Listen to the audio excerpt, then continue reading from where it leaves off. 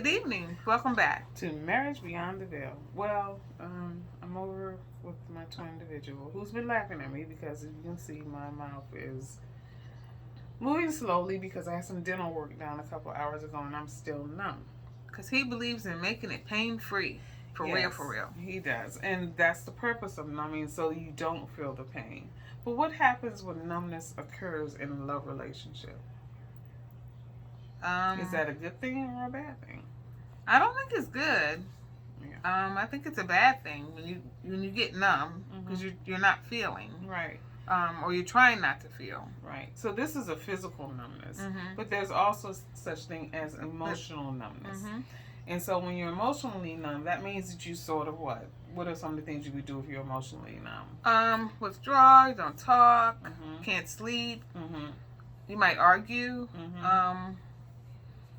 What else? Well, I would say withdraw, have some challenges sleeping, lack of communication because you're numbing yourself, you're trying to pull away. You don't want to engage. You're trying to protect yourself. And so then with the physical numbness, again, taking yourself out of that situation, and not really, not really doing what you need to do, not doing any work. Because eventually with the numbness though, the one thing that I know, this is going to wear off, and if there's any pain, then I'm going to start to feel it. So it's counterproductive. I would say to do absolutely nothing. But in the numbness, there's a process. And I think you should pause. Yeah. I think you should take time to think.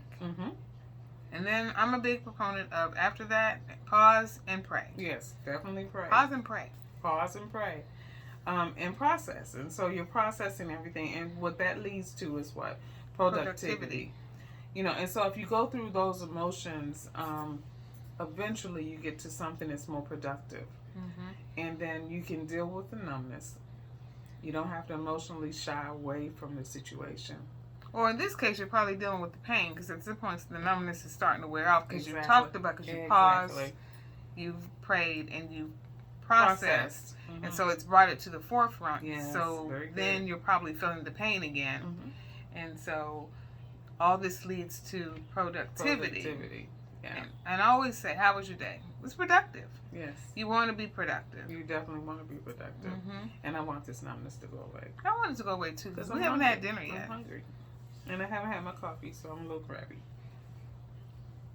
No comment. So anyway, if you're feeling numbness, we suggest you pause, pray, process. Should lead to productivity.